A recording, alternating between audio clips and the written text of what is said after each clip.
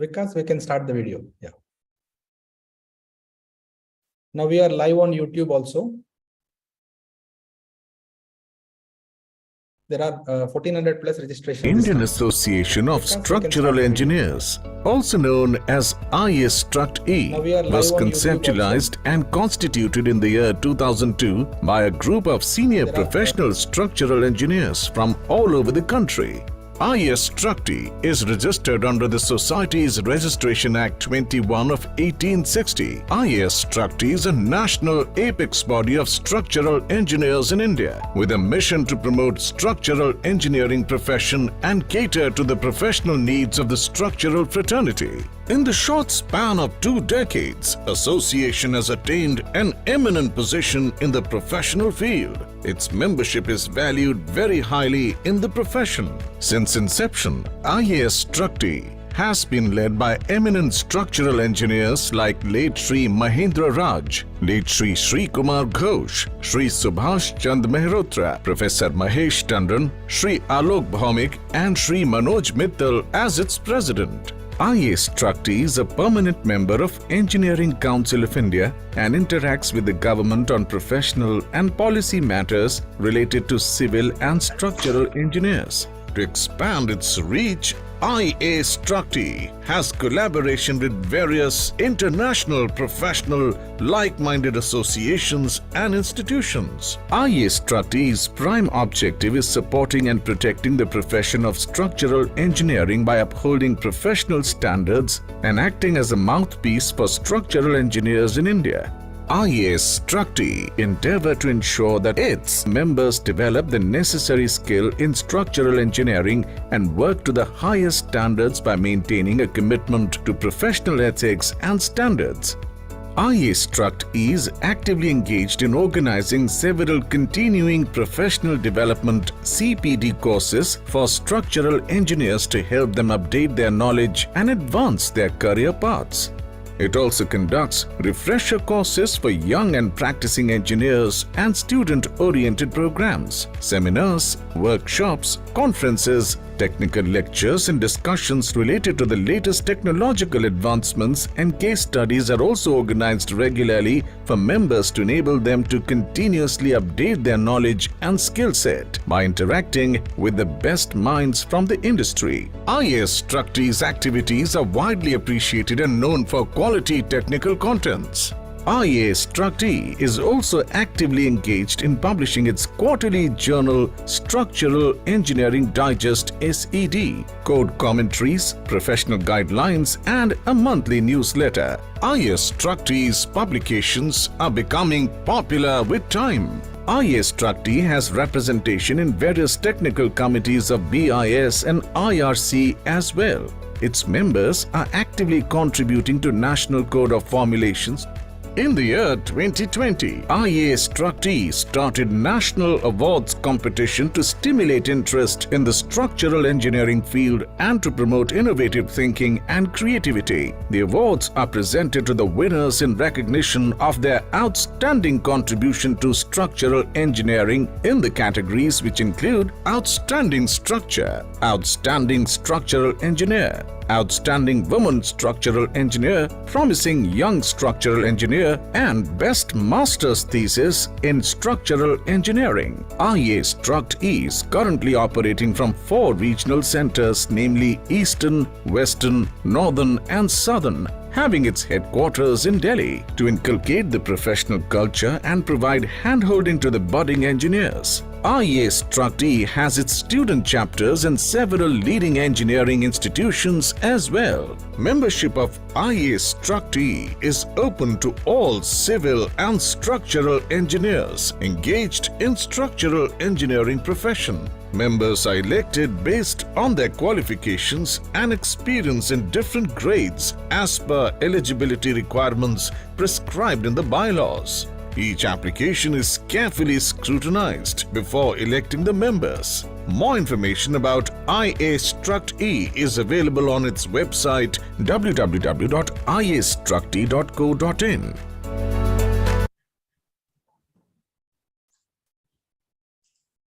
Good evening, everyone. I'm Sangeeta Vij. I'm a structural engineer and also currently Vice President of IS Structi. I'm very pleased to be part of this event, which IS Structi is co-hosting with Bureau of Indian Standards. And I would now like to invite our President, Dr. R. Pradeep Kumar, Director CBRI, to take it forward. Thank you, Sangeeta ji. First of all, I warmly welcome all the participants to this second panel discussion on IS 1893, which IS Structi is co-hosting with the Bureau of Indian Standards, which is represented by Shri Arunji and Shri Jitendra ji, who are also present in the panel discussion. So I once again thank all the panelists. So starting from Professor Rupen, who is going to give a lead overview of the topic, and then Professor Ravi Sinha, Professor CVR Murthy, and Madam Alpa Sheth ji, and Praveen Khandelwal ji, and my own colleagues from IS Structi, Sangeeta Vij ji and Alok Bhaumik ji. So as it is, like you have seen in the video about IS Structi, two more points I would like to add. That is, recently we have started one like a magazine or a newsletter kind of thing, which is called Crossfall. So in construction, because of different activities, maybe non-coordination sometimes, so there will be failures and also some near misses. So that is the magazine called Crossfall, confidential reporting of this kind of events, without mentioning, without finding fault in the people, but actually how to do the correction. That is one thing.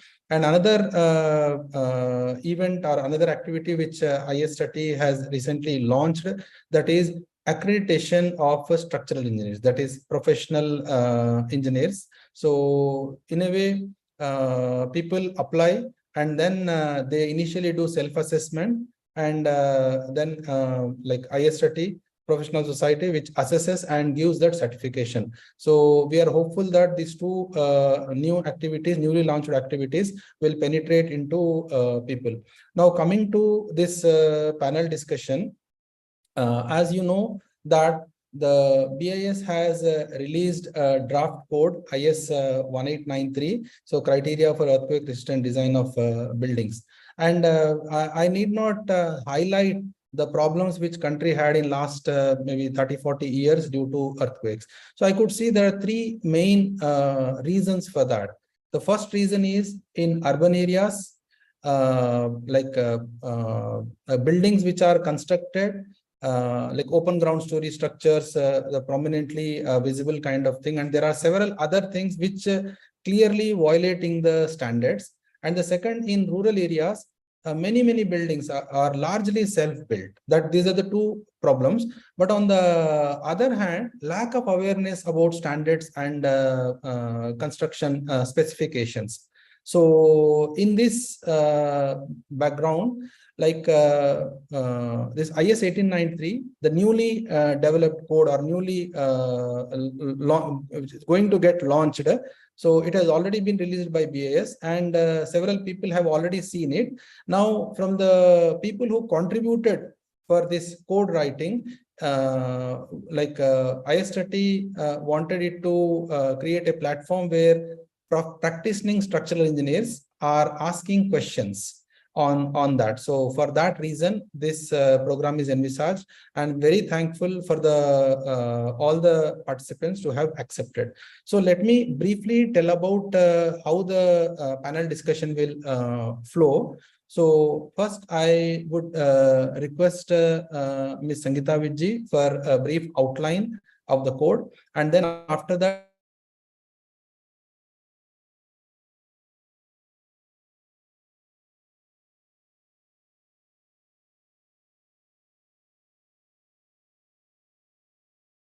I seem to have lost.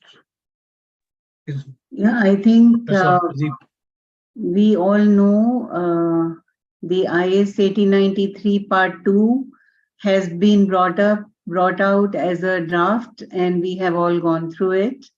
I would just briefly give a take on this. I'm not going to cover all the points because we have all eminent panelists who will be doing that. Only as a practicing structural engineer, my take on the code is as follows. I'll just present it in 2 minutes.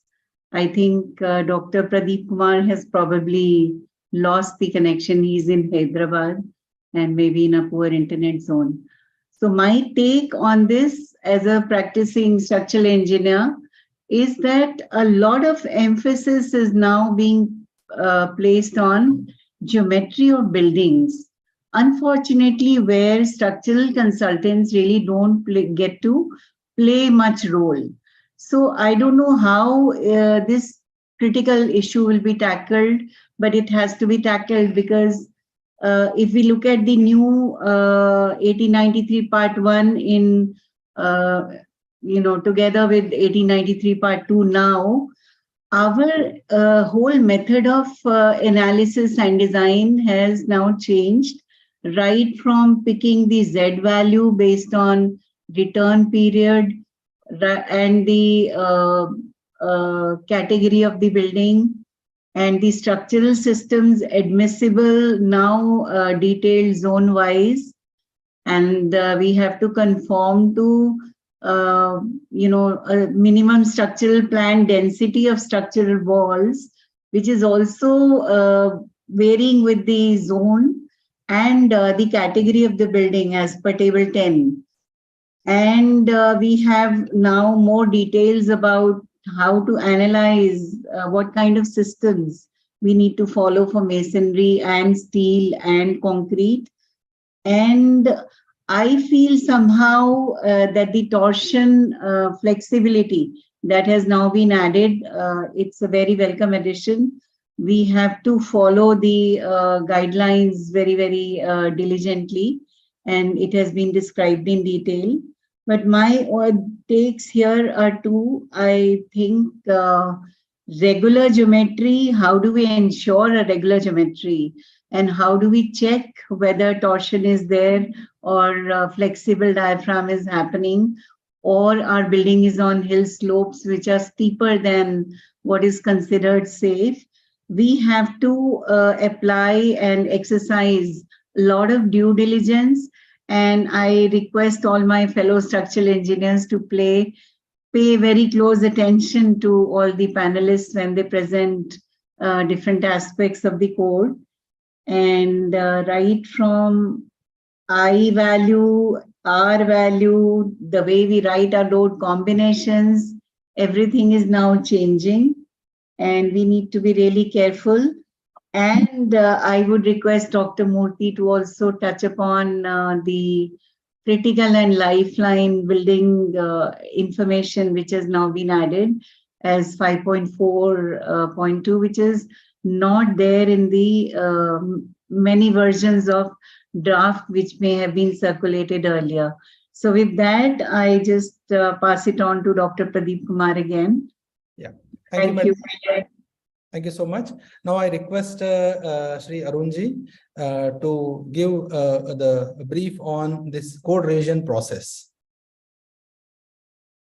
Yeah, thank you very much to the President as well as Vice President of IAStructE for their remarks and address. And namaste to all the participants and fellow panelists from the Bureau of Indian Standards side as well. And in the previous panel discussion, we did see about the proposed probabilistic seismic hazard map of India, which was explained in detail by the map subcommittee members. And it is expected from all the professionals that the map has to be utilized, and based on the same, the earthquake resistant design of not only buildings and also all structures have to be done. For example, in part 2 now. And similarly, we'll be bringing other parts, namely for water tanks, industrial structures, dams, and other series of buildings and structures will be revised. Those standards will be revised. And most of us are aware that in today's discussion, the proposed revision only to buildings would be covered here. And as mentioned by Dr. Pradeep Kumar, that the last date for the comment on the draft standard over, and most of them have sent their comments. Those who have just recently come to know about the draft may still take about not more than 10 days time. And kindly see that there are significant changes.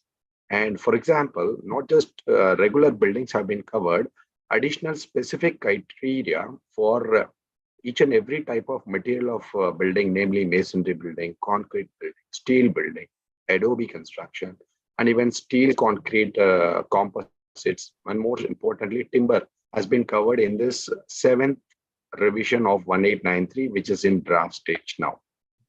And the usual values of I and R, namely importance factor and response reduction factor, must be, they are continuing, but our expression of Z by 2 times is SA by G upon R by I. That is not here now, but we have got a more refined version of that particular expression.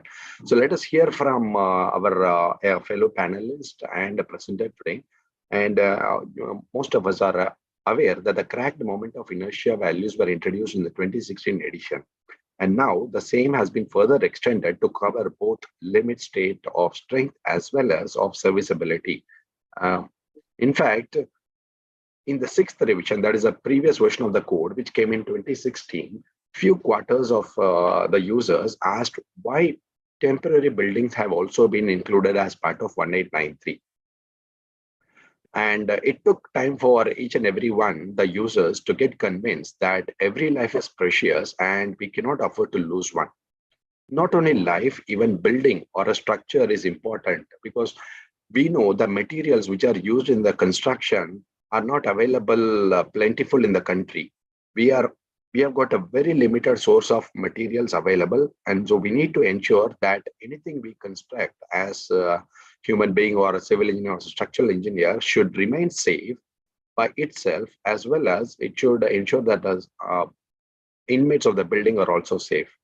In fact, at global level, our national leaders have committed to the goals of the 2030, that is as per the Sendai framework. And to achieve that particular goal, all the national and regional standards bodies are gearing up. In fact, at the local level, every professional like us have got an important role to follow the basic tenets, which are nothing but the building bylaws or the land development and building regulations documents which our city or state has provided to us.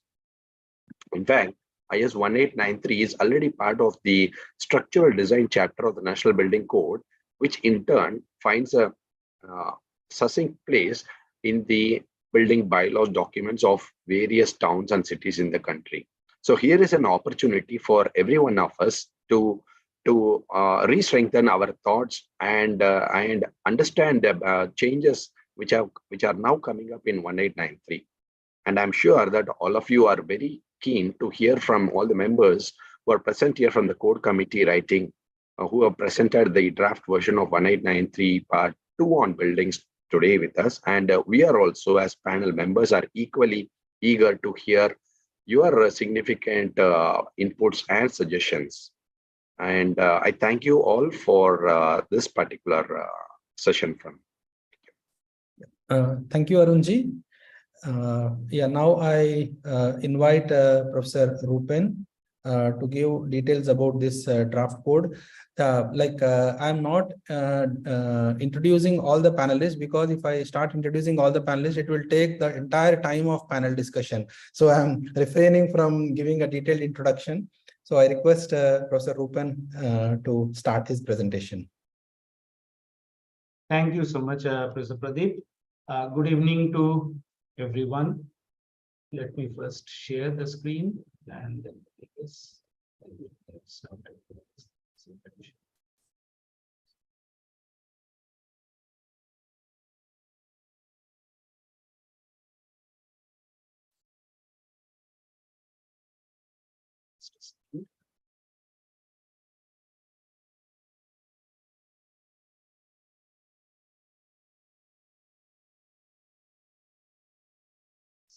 Yeah. Yes, I believe it is in presentation mode. No, Rupen, it is No? not in presentation mode. Okay. So I guess I have to share the entire screen and do it possibly. Is it now? Yes. Okay. Thank you. Good evening, everyone. And today we are meeting for the second time. And it is my duty to present the part 2 of IS 1893 that has been circulated by BIS to all of us for our comments.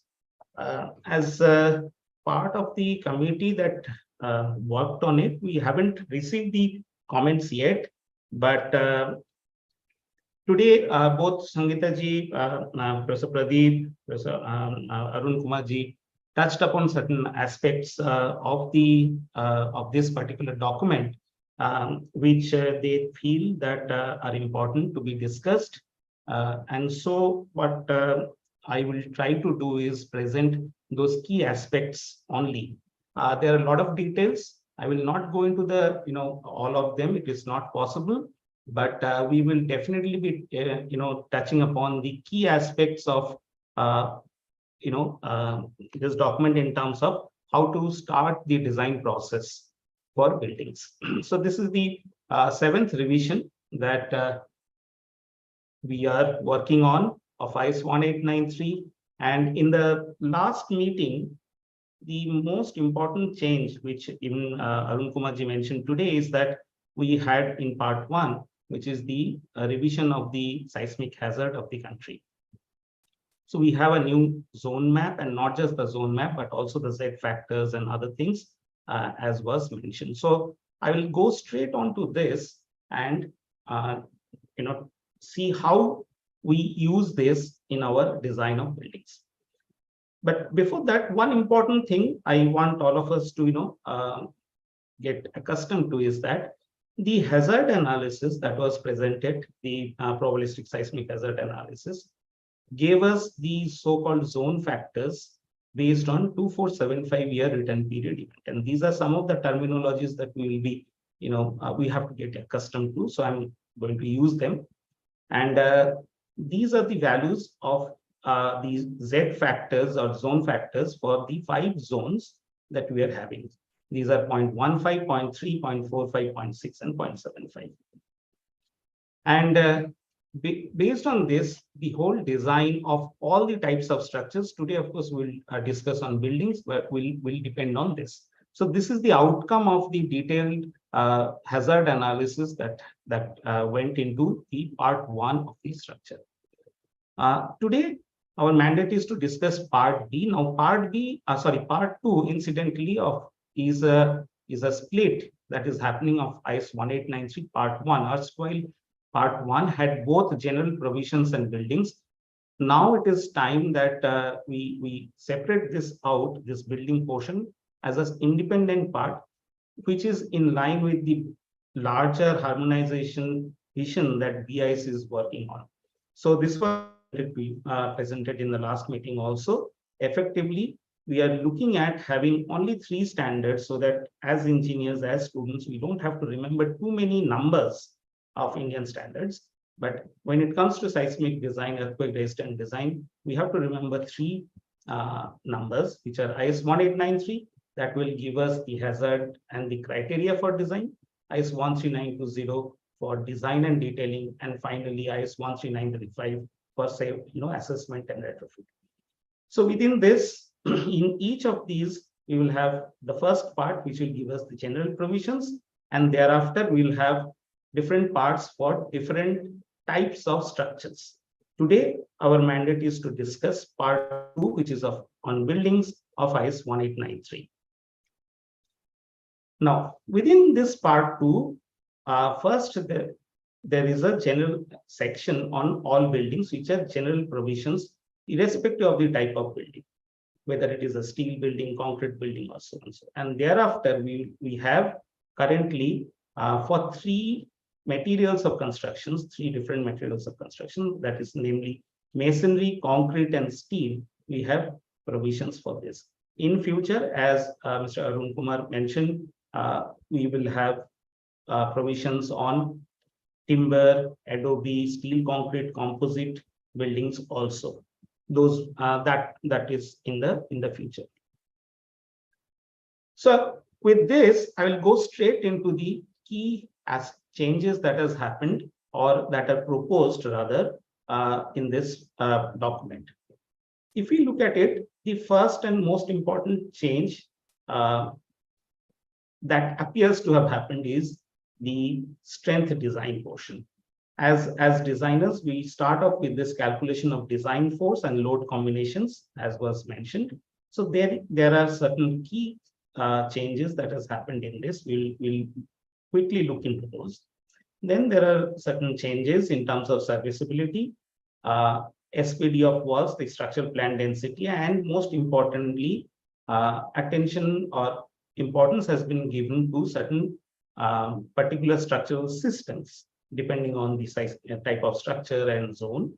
So we'll look into that. And then also, as was mentioned, this issue of geometry or basic configuration of buildings is a very, very important issue, and wherein one aspect that has been in focus for some time now is torsion, and there are certain refined provisions that are there, and we'll briefly look at those. There are certain additions also in terms of provisions for buildings on slope. We have rapid development going on in a lot of or northeastern parts of the country and in the Himalayas. So it is time that we look at or pay attention towards ensuring safety of these structures, these buildings. It is important. Then we have the non-structural, so-called non-structural components of a structure that are also coming under the purview of this. Then most importantly, this special attention has been given to critical lifeline and some special structure buildings, which Sangeeta ji also mentioned, and we will have discussion on this in the panel discussion. And then while all these things seem to be suggesting a more advanced level of engineering to be carried out, it is also felt that for certain small buildings, small dwelling units, a certain relief or simpler methods should be recommended, and those are also taken into account. So let me go straight into the design part of it. This is the portion which all of us are looking forward to essentially. So strength design, when we start our design, apart from the initial proportioning, the first thing that we need is what is the design horizontal force, base shear, that we have to consider in our design. So the format remains the same, which is Z, which is the zone factor, and we'll discuss very in detail what these factors, how to pick these numbers. Then there is an importance factor still there, and then there is the design horizontal acceleration coefficient, and there is a response reduction factor, and of course the seismic weight is there. The only thing that is not here, which all of us are accustomed to, is the 1/2 factor, the half factor. We don't need that, and we'll see why later. That's the first part to remember. The second is very important aspect is the basic load combinations. We all know the fundamental 4 load combinations: dead load, including dead load, live load, and earthquake effect. Now here, when we follow limit state design, and in that we have been having a load factor, partial load factor of 1.5 along with the earthquake.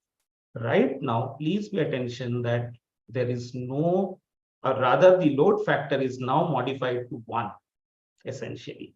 So earlier we used to have a load factor of 1.5, which essentially means we were enhancing the force by 50%. Right now, we will not do that again, because we feel that, and as was what was discussed in the first meeting, that our estimate of Z is more rational today based on more scientific state-of-the-art analysis. So we have more confidence on the Z values themselves. That we will see in more detail. Of course, the Z, I, and R values are dependent on the type of structure, and within the each type of structure, the different sets of structures that we'll see, right? Also, there is a special load combination that is coming in, which is related to the overstrength, overall overstrength of the structure. Now, this is coming in IS 1893, right now, but this is not something very new to us, because if you remember, IS 800 section 12 on steel design already had introduced this concept of overstrength. But just pay attention that these are to be, this particular combination are required for certain critical members and connections only, and not for design of all components or all members of a structure. So these are the key aspects of the load combination. Now we go straight into the table of these Z or zone factors that are given in the document. Now here there are one important change that has happened. We are used to figuring or noting down the Z factor based on the seismic zone, the earthquake zone. But here, along with that, there is a horizontal row also that talks about certain return periods. And based on each return period, we have different Z values. Now, remember, the hazard analysis was carried out, as is the international practice, for 2475-year return period. We'll also talk about what this means. So the values that we obtained from that was for these values of 0.15, 0.3, and so on. So these values are then modified to obtain the Z values corresponding to other return periods. And what is proposed now is that normal structures shall be designed for forces using Z values corresponding to 475-year return period event, important structures for 975-year return period, and lifeline and critical structures for 2475-year return period. This is the general framework under which IS 1893 Part 1 is going to operate.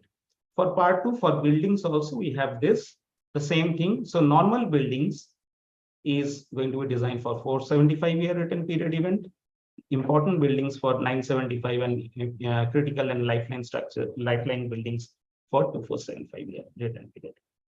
So obviously now this is a change that is happening, that earlier Z was fixed value and so was Z by 2 for irrespective of the type of structure. But now we are going to, depending on the set, the building set, we are going to choose the appropriate Z values to begin with.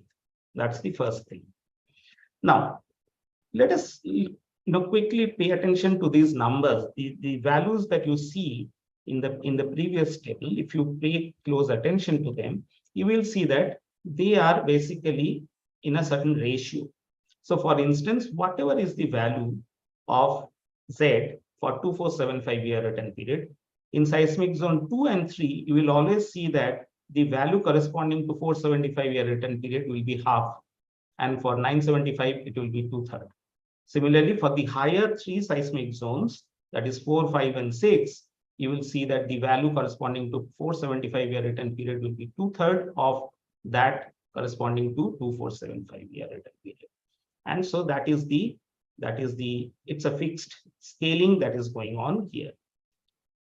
Conversely, if we want to think that most of our structures is normal buildings, let's say we are discussing buildings today, so, and they are to be designed for 475-year return period. So if we take that as the benchmark, you can recreate this table in a slightly different form and make 475-year values the basis. So, and based on that, now you will see that the 2475-year values of Z in seismic zone 2 and 3 will be 2 times, and in the higher 3 zones, it will be 1.5 times. So essentially, it's where you put your benchmarking. Accordingly, you can see that for all other return periods, the values will be either scaled up or scaled down by a certain factor. And these factors are given or are adopted based on the hazard analysis that was presented in the first meeting, right? So now with this, we are already classifying our buildings into different types: normal, important, and critical, and lifeline. And we are starting off with the appropriate value of Z depending on the return period that we have to. So therefore, the importance factor generally is going to be 1 for all these different sets of buildings. That is the first thing that we have to remember. So you will see a table like this where we have this. Mostly it is 1, except in one case that we can discuss later. That we'll discuss later. But essentially, it will be 1, and this is going to be true for all the other types of structures also. We will see as the other parts come out, we will see that mostly they will be 1. So very quickly, therefore, Z and I are put together along with the return period to give us the first, the basic force, design force that we need to start our design, which is the strength design part. The acceleration, the design acceleration, of course, it continues to be the function of the natural period of the structure. The seismic weight remains like that.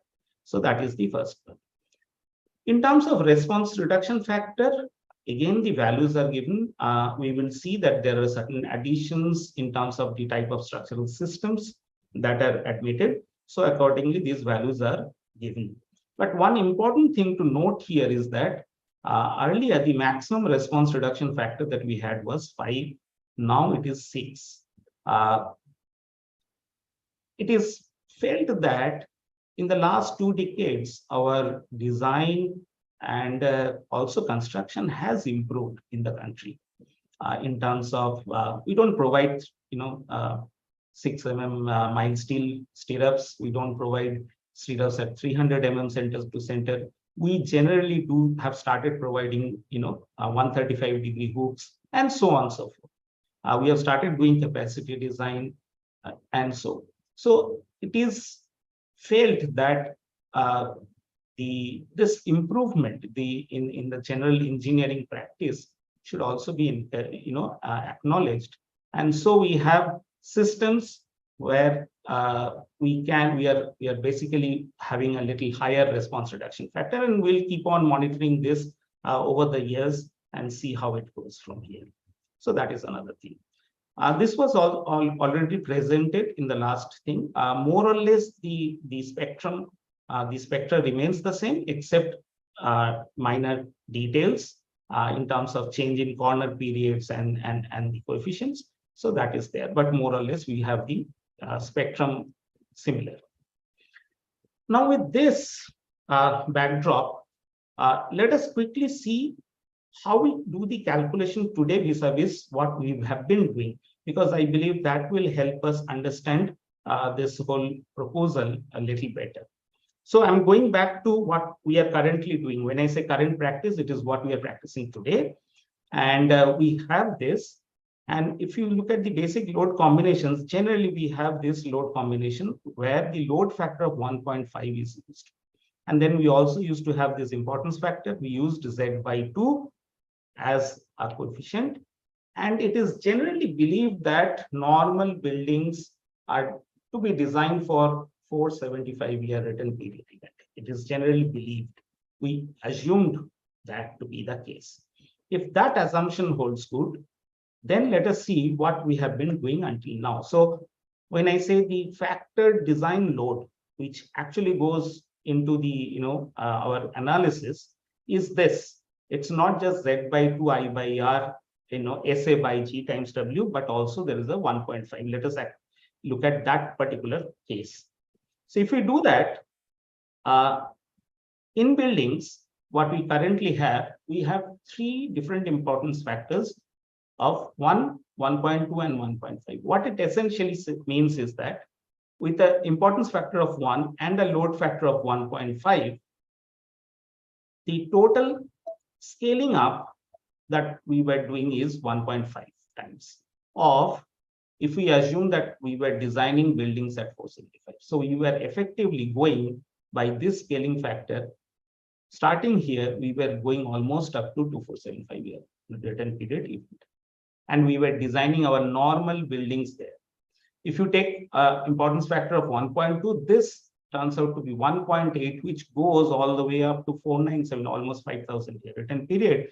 And if we see 1.5, then it is almost going to 10,000 year return period.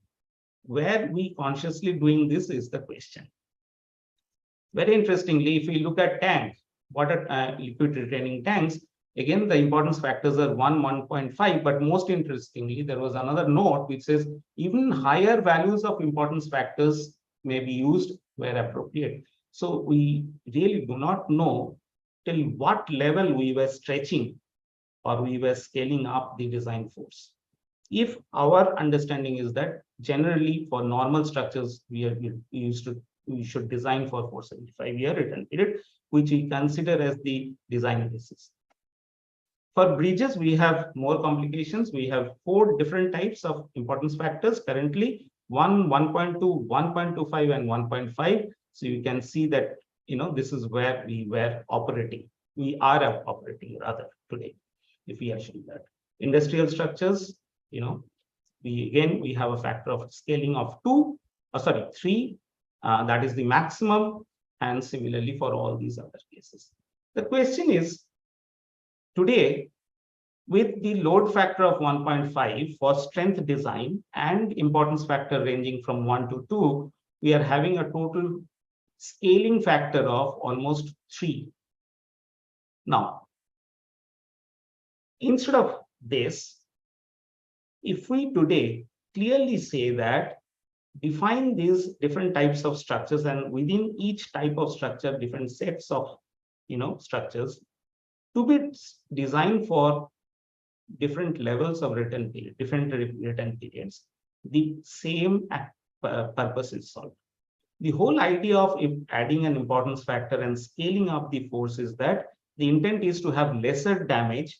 So therefore, we try to design them for a bigger event, so that for a smaller event, which is of common to all structures, the damage incurred by such structures is less.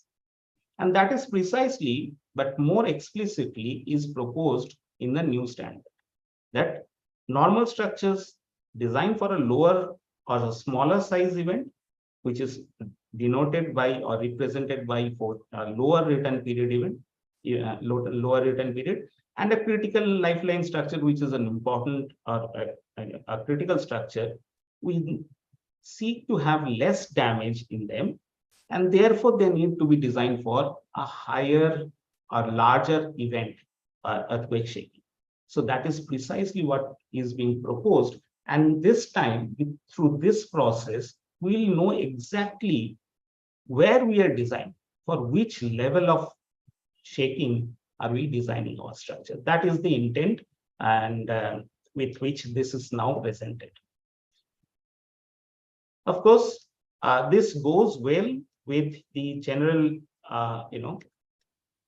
the idea. This is the whole thing. So what does this return period, what do they represent? They basically represent higher return period, represents bigger event. Bigger event essentially translates to larger intensity of shaking, which can be correlated to higher peak ground acceleration, and therefore a higher Z factor, right? So, and that is precisely why we have these different sets of numbers. But the important part is, why did we choose these specific values of return period, 73, 225, 475, 975, and so on and so forth? Why not any other number? Why these specific numbers? Essentially, this return period is related to what is the considered annual probability of accidents, basically how much accidents we are accepting in our design when we start our design. In that, one important point is that generally the design life of structure, we are not talking about, or rather the serviceable life of the structure. We are not talking about durability or anything here, but the design life is generally considered to be 50 years for most structures, because their purpose may get changed, and particularly the rapid changes that are happening today. Any structure, even if we say we design it for very high, there are specific structures which are designed for higher design life, but most structures, if we consider to be are designed for 50-year return period, then we get very standard probability of accidents that are used universally. For instance, 475-year return period for 50-year design life structure translates to 10% probability of exceedance, which is a standard number that is considered in design for regular structures, normal structures worldwide. Similarly, 2475 represents 2% probability of exceedance. So these return period numbers, the years that you see, are not randomly chosen, but based on this a scientific process that is generally followed. So that is how these numbers have come. So with this, very quickly, let us see what is the implication of this change. What happens vis-a-vis what we are currently doing. I'm going to start with normal building. So in our current practice, we have an importance factor of 1 for normal building, and the proposed thing says that we need to pick the Z value for 475-year return period, and importance factor generally will stay as 1. I'm also assuming the natural period to be sitting so that the SA by G, or the design coefficient amplification, is 2.5 constant. And then I'm assuming, let's say, R of 5, which we use as special frames. We can assume a special moment frame for that matter, doesn't matter. So if we do that, for each of these seismic zones, the Z factors today as they stand are these values, 0.1, 0.16, and the new Z factors will be this.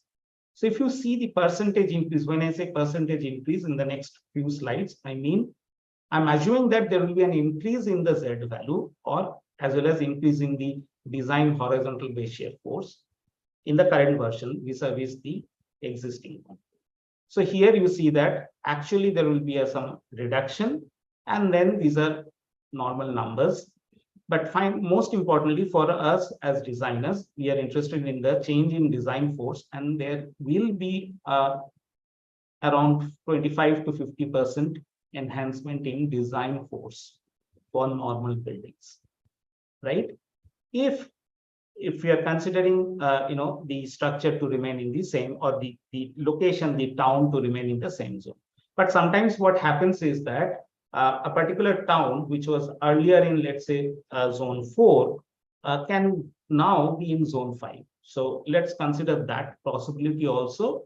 It basically, because of the demarcation of the zones that has happened, it may happen that a place falls in one higher zone. In that case, you will see that yes, there will be enhancement of the order of about 100% enhancement in terms of design forces. There are cases, for instance, in seismic zone 4 near the Himalayas, we had these the patch, and then islands of zone 5. Now if it is going in zone 4, 5 or 6, so basically there are jumps in two levels of zones. There is a jump. So if that happens again, there will be an enhancement of about 200% in terms of design force for normal buildings. For important structures, if the location stays in the same zone, then again there is not much of a crisis. The values are within 40 to 60% enhancement only. And then if you have one higher zone, then it reaches about 100%. And 2 higher zone are very rare situations. Then of course there is a little bit, particularly zone 4 to zone 6 is about 178%. And for critical and lifeline structures, by the way, I'm changing the importance factor also. Currently we consider critical structures as 1.5, but here now if we start with 2475-year return period, we will see that for the same zone, the change is only again between hovering around 50%. So for design, if the place doesn't change or fall in a different zone, if it stays in the same zone, the enhancement that we are really looking at is about 50%. That is the important thing to keep in mind here. These are again special cases of a place, a location falling in higher 2 levels higher zones. We are looking at this aspect very closely today, but I'm sure we have gone through this process in the past also. Every time we revised this, our zone map. This would have happened, a town which was earlier in a lower seismic zone would have fallen in a higher seismic zone, along with an enhancement of thing. But earlier we used to do this in a more qualitative manner, but now the Z factors and all these are backed by very robust analysis.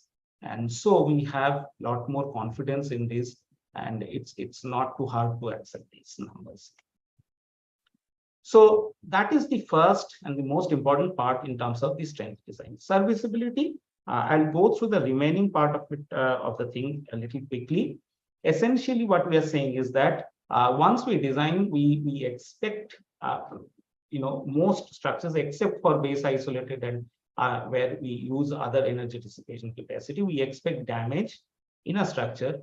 So this is the representative lateral load deformation response curve of a structure. The strength design is happening here at this level of lateral force. The serviceability is at a lower level, and for that there are changes in terms of the drift requirement. So earlier we used to have one fixed value of drift to be satisfied. Now it's a graded approach in terms of, in higher seismic zones, there is a lower limit to be maintained. But essentially this level at which we are doing this check is even lower than the force level for which the strength design is done. For the analysis, as again was mentioned and highlighted today at the beginning, we have these section properties specified for both strength and serviceability checks to be carried out, strength design and serviceability check to be carried out. So obviously 2 analysis cases have to be performed. That's an addition. But again, this concept is not new to us. We have been following it on another occasion in case of tall buildings. Structural system, very importantly. Now this is where 1893, 13920 and 13935 will have these different materials of constructions, different building types that will come in. And for each of them, there are certain structural systems, the lateral load resisting systems that are prioritized. So for instance, in masonry buildings, the most important system is the reinforced masonry wall that is considered, followed by confined masonry. So you can look at it in terms that they're arranged in terms of hierarchy. And then masonry walls with bands and reinforcements. And finally, we have masonry walls only with bands. So in seismic zone 2, so you can see a matrix in terms of zone and the building category. We have normal, important, and critical. So if you see for normal buildings in the lower zones, almost all the types of structural system are permitted. But as you move horizontally towards more critical buildings, you have limited choice, because those few structural systems are dependable to provide the safety and provide lesser, the resilience that is required. Similarly, as we move from lower zone to higher zone, again, some of the less are not so good systems will be dropped, and that is how the matrix is prepared. Similarly, for concrete buildings, we have, even for instance, if you look at normal buildings in seismic zone 2, ordinary moment resisting frames also are allowed to be used, right? So we are acknowledging that. But if you are going to critical lifeline structures or in higher seismic zones, then we are, the intent is to have a very robust lateral load resisting system in form of dual system, which is special moment frame with structural wall, special wall designed in a certain way, right? So these details are there. Now, in this context, in concrete building, there is another welcome kind of change, I would say, is the structural plan density of walls that is prescribed. So earlier we had, in 2016 version, we had one fixed value of 2% in each principal plan direction. But now it is felt that with more confidence in the basic demand calculation and other design provisions which are coming forward in IS 13920 design and detail, it is okay to have again a graded approach in terms of how much SPD needs to be provided in each principal plant. And so now we are moving from 1% to 2.5%. It's not a fixed value anymore of 2%. Similarly, steel buildings, incidentally, for the steel we had, BIS has, I believe, Mr. Arun Kumar and Mr. Jitendra Chaudhary can confirm. There is a new standard, IS 18618, which is on steel building, talking about special moment frame, special concentrically braced frame, and eccentrically braced frame to be used, which will be integrated into IS 13920 as we move forward. So again, for different category of buildings and in different seismic zones, we see that we have different permitted structural systems. The important thing to note in all these, both reinforced concrete as well as steel buildings, is that moment frame will not help us in the higher seismic zones. So in case of reinforced concrete building, it is very important to have integrated structural walls in the framing system, and in steel buildings, essentially what we are recommending is to use eccentrically braced frame, for which the design provisions are already published. One very important aspect in building design is the geometric configuration related issues, and there were these 12 irregularities that we had earlier. It is more or less the same. There are no significant changes here, except that they are reorganized in this particular format. However, one important thing that we want to highlight here is the issue of torsion, which seems to bother a lot of people. So you will find this table, which gives a work action plan depending on the eccentricity and the natural period ratio, tau, which is the period of torsional mode to translational mode, and the eccentricity. And what is recommended is that this torsional flexibility factor should ideally be less than 0.4. Now, what is the basis of this? Is this a new thing? Answer is actually no, because even today, as we have the eccentricity in IS 1893, the design eccentricity part. We have the clause on the torsional mode should not be the first mode, and there should be a certain spacing. So it is already there. The other aspect is that what is the flexibility, the rotational flexibility, what is the distribution of mass in plan, that also matters. So here it is the distribution of stiffness, and here it is the distribution of mass. And together, all these three things put together control the torsional behavior of a building. And that is how this thing has been brought in, which explicitly takes into account all these three factors and puts them in one expression form. So earlier we had in three different places, the issue of torsion were handled in terms of the delta max by delta mean, the eccentricity, the design eccentricity, and the period of the torsional mode to translational mode. So all of them have been brought together under one set. And so it appears in a new form, but essentially the underlying principle of behavior remains the same. These are the key changes that has happened. Very quickly, we have some new provisions on building on slopes. So essentially, the issue is, again, what has been seen is that structural walls will help these buildings survive. Yeah, Rupen, speed up. Yeah. So here, particularly these in the Himalayas, the shaking can be very large. The hazard analysis has shown that, and so there are recommendations in terms of depending on the level difference and so on and so forth. There are provisions for that.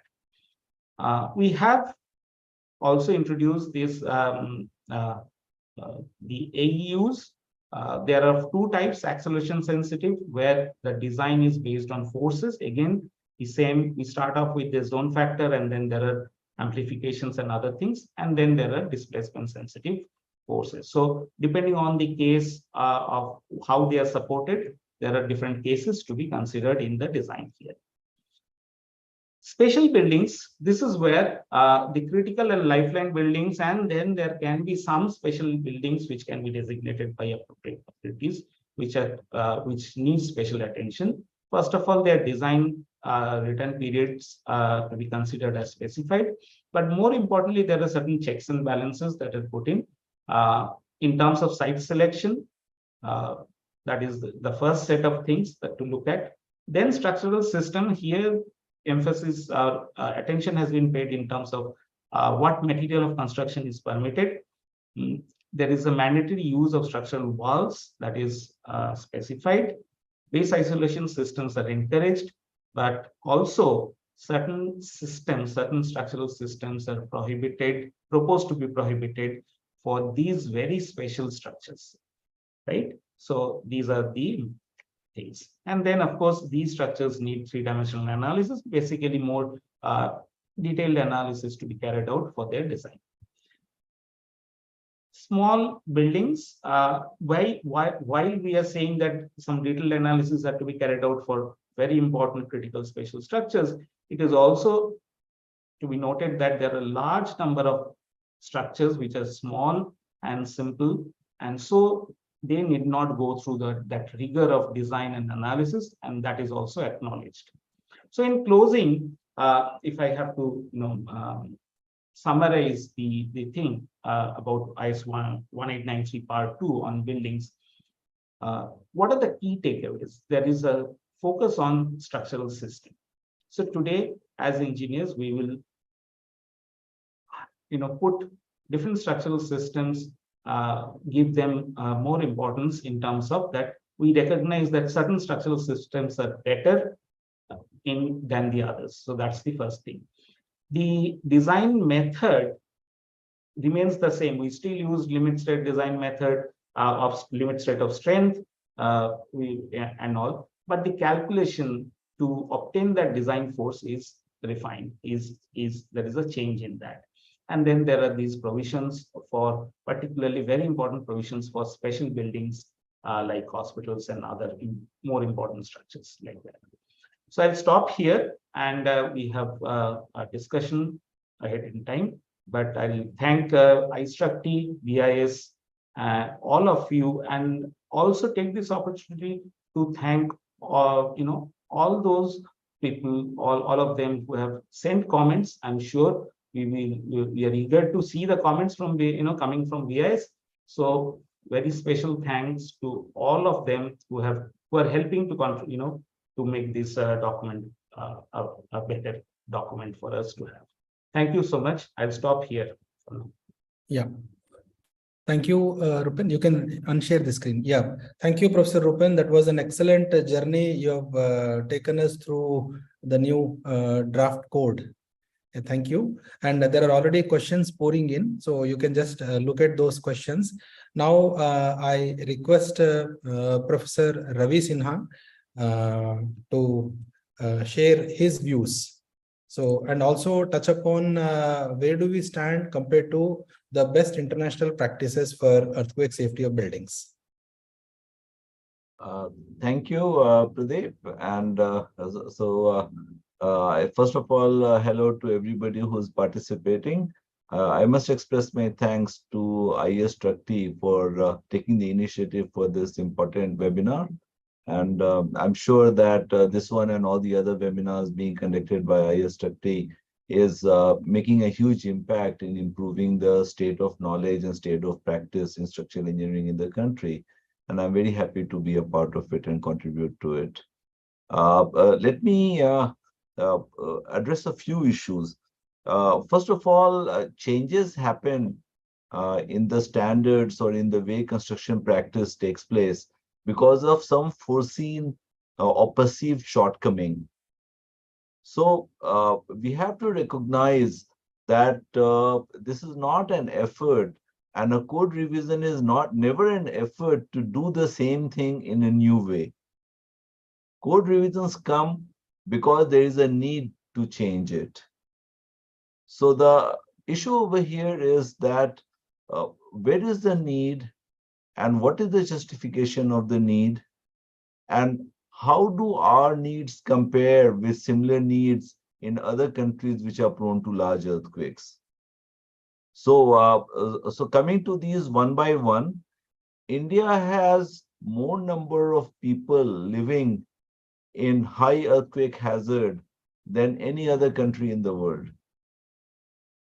There are more people at risk of loss of life to earthquakes in India than anywhere else. And what it means is that we have to always be cognizant of not just the experiences of earthquakes in India in the past, but experiences of earthquakes all over the world in the past, and see what lessons we can draw from that. So keeping that in mind, I think this community is very aware of the fact that earlier this year, there was a large earthquake in Turkey. It was a magnitude 7.8 earthquake, which is about the size, slightly less than the kind of earthquakes for which seismic zone 5 buildings have to be designed. And if you have followed the media reports, you will find out that more than 50,000 people lost their lives. Then also there have been other earthquakes in the past in other parts of the world. India has been sort of lucky that our population has escaped for the time being very large earthquakes affecting the major urban population. But we have been lucky means that we have to just use this time to be better prepared instead of whiling away the time and not doing things to improve the performance. So coming to the lessons from all over the world, including India, and also looking into what the other countries are doing with the codes, let me just lay out some of the key points which are driving the need to modify our codes. First of all, we must recognize that life safety is not negotiable. The codes all over the world want to ensure that if the buildings are designed and constructed as per codes, and if they are reasonably maintained, then there is a very high probability, verging on almost certainty, that occupants of that building for a code level earthquake should not lose their lives. Right now in India and in many of the countries of the world, this is an area of major improvement. So we have to make our buildings stronger than what it is currently in order to ensure that loss of life remains non-negotiable. That's the first thing I would like to say. Secondly, structural engineering cannot be as complicated as rocket science. There are a large number of buildings being built in the country every year. Many of the buildings are going to be quite ordinary in their features. And then there would be relatively smaller and smaller number of buildings which would be becoming more and more complicated. So the standards need not require every engineer who's doing structural engineering to be having the most high level of knowledge. There has to be a match between the complexity of the structures which the engineer is handling and the capacity of the engineer to perform that adequately. This cannot be enforced through the codes. This has to be enforced through the way the profession is regulated. Unlike many other countries in the world, in India, we have a lacuna over there. But even if we address that legal lacuna, we need to have codes which specify the different gradations. And then based on that, the capacity of the engineers can be specified.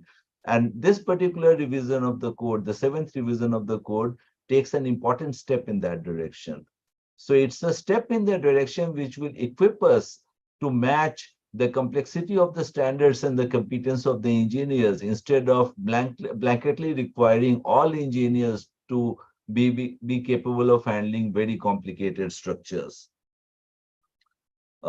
Thirdly, that there is a very strong emphasis in the code revision on learning from real earthquakes.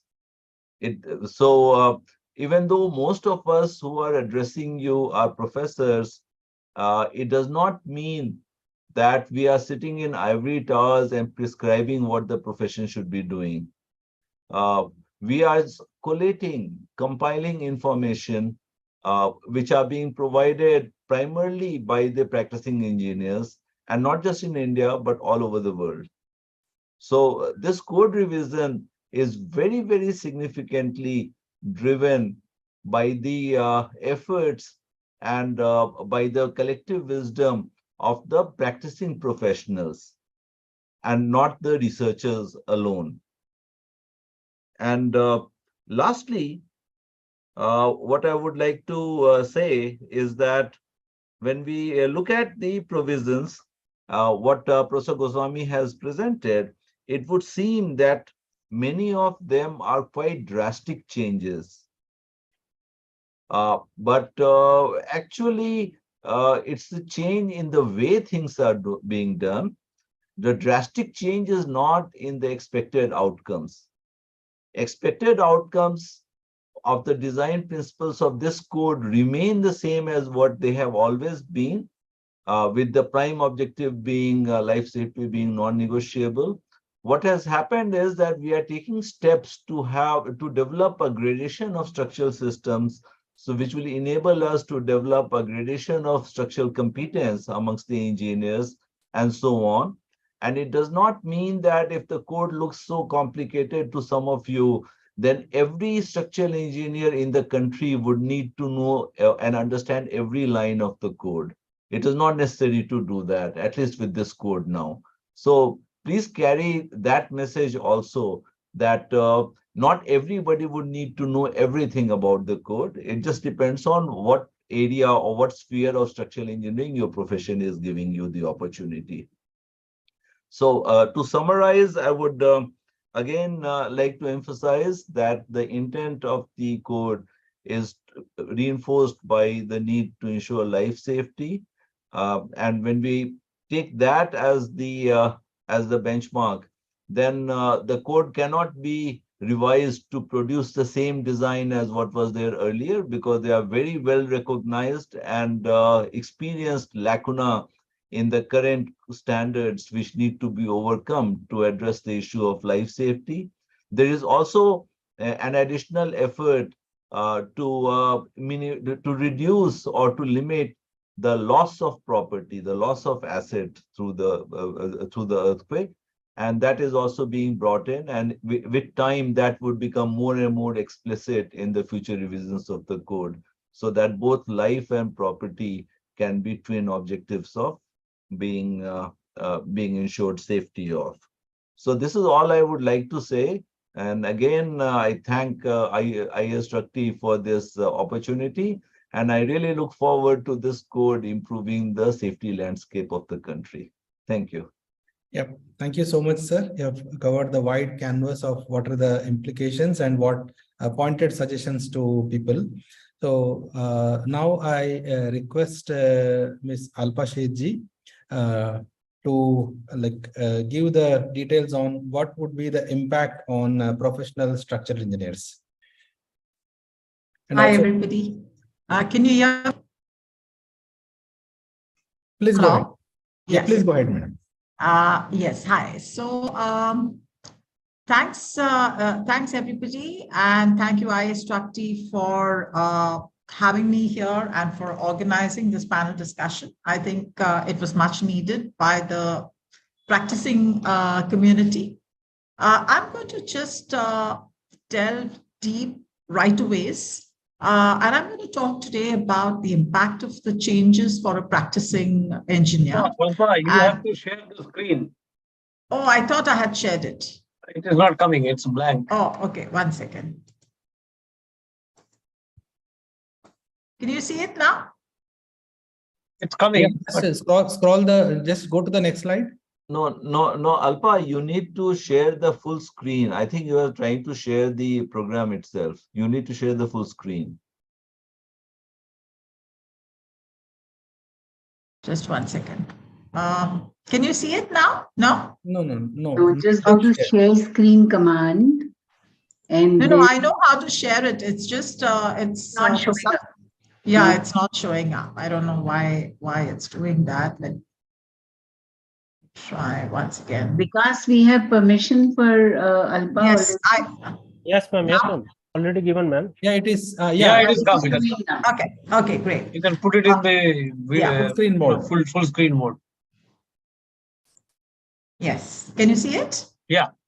Okay, great. So let me just dig deep right away into what its impacts will be for the practicing structural engineer. I know we have a motley group of people who are watching this, and it's not going to be possible to address everybody. But I'll try and see, who I can particularly address to. And I think there is a section who is very interested in tall buildings. So today I will be talking, and I'll be talking in general, but I will be emphasizing on tall concrete buildings. But first, to give you an overview, I think Professor Rupen Goswami has already talked to you about some of the changes, but I'll just reinforce them. That first of all, IS 1893 Part 1 has been split into 2 parts, and the building specific requirements are in Part 2. And primarily what has happened is that in this particular code, there has been a philosophical shift to go from a deterministic platform for seismic hazard estimation to a more probabilistic platform. And I think, as you may have seen if you attended the last session of this panel discussion, that a lot more data points have been captured in the preparation of this hazard map. As a result of that, the zone 5 in some, I would say, has been split into 5 and 6. Right. And because we are now talking about, since we are doing a probabilistic method of seismic hazard estimation, we really don't need to use the limit load factors, because the return period selection itself incorporates the limit scenario, so to say. Right. Some of the changes which would impact the design of your structures would be, what we have in this new proposed revision is that we have separate return period selection for strength and serviceability. Till date, we used to design for strength and serviceability for the same design loads, except that for serviceability, we weren't using the limit load factor of 1.5. As what Professor Goswami has already said, there is some tweaking of the response reduction factors. There is a far more detailed and comprehensive coverage of the geotechnical aspects and more coverage of the architectural elements and utilities, the AEUs. And I think, okay, so there's the operative part of this code, that for the higher seismic zones, you are going to have much higher strength and serviceability requirements. And there is a higher minimum base shear coefficient for the lateral load design, and also higher stringent drift limits for the higher seismic zones. So basically the two seismic zones 2 and 3 are really not much affected, but seismic zones 4, 5 and the new zone 6 will be required to be designed for higher performance standards, higher strength, higher serviceability standards. So I think we all have seen this, but I just thought I'd explain to you, because I've been hearing a lot of people wondering as to why was there all this upgrade, especially, over here, if you look at zone 4 and 5, just at the base of the Himalayas, you see that the earlier zone 4 has now been split into a zone 4 and 5. And really, if you look at the past earthquake data and the seismic hazard map, which has informed this map for us, you can see, there is this distinct strip which is running all across. And I've also circled a little part over here, which I think I'm just kind of trying to identify this little patch zone 4, which has come, which was earlier just all yellow. And suddenly now you have a patch of zone 4. And our friends from Surat have been all very, very upset about the fact that it has come. And, it's interesting that I think there's been a lot of recordings of, minor tremors and micro tremors over there. And I'm not going to say anything more except the fact that, there's a lot of fracking also, which is going on over there. And let me just, stop with that comment. And let me just take you through what is happening in terms of what towns are experiencing the zone upgrade, as what we said, that this zone 4 has been split into 4 and 5, and then you had this little patch over here, and then, lots of the cities like Chandigarh and so on also have been affected. So here I have just filtered out all the towns and cities on the right-hand side of the slide. You can see I filtered out all the towns and cities which there is no change in the zones, the earlier zones, and I've only kept those towns and cities where there's a change in zone. And I have highlighted in yellow those towns and cities where the change of a zone is not 1 grade up, but 2 zone grades. Okay, and I think what Professor Goswami has already shown you is that, the zone upgrade is quite, the zone factor increases quite significantly. So if you have a single zone upgrade, and the other thing is, if you're going from 5 to 6, within this same new map, the same new zonation map, I'm not talking about the earlier one. I'm just saying apple to apple within this. If you have moved from 5 to 6, there is a 25% increase in the zone factor. But if you're moving from zone 3 to 4, it increases by 100%, right? And if you're going 2 zones up, if you're going from 4 to 6, you're going 67% higher. But if you're going from zone 3 to 5, it is 167% higher. I think Professor Goswami has actually clearly articulated the underpinning rationale for this. But I think what it really means for a structural engineer, I thought I should just point it out to you, that every upgrade from one zone to the other is not the same. The upgrade from zone 3 to 4 is 100% increase in the zone factor, but the upgrade from 5 to 6 is just 25%, and so on. So that's something worth making a note of.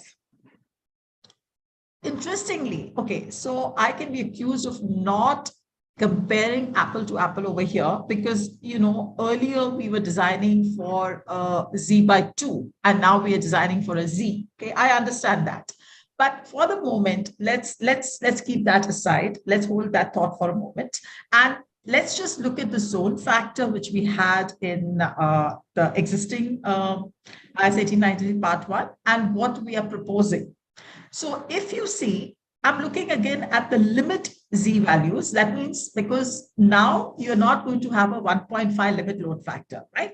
So if you are looking at somebody had discussed this thing about what are important buildings and what are regular buildings. So I have a slight difference in my impression of regular buildings. I think most of the people who are over here don't design regular buildings. All of us design only important buildings, because what is an important building? An important building is any building which has more than 200 people residing or occupying that building. Now, just think about it. If you are building a low-cost housing unit, you're supposed to assume that a 300 square feet unit is going to house 5 persons, right?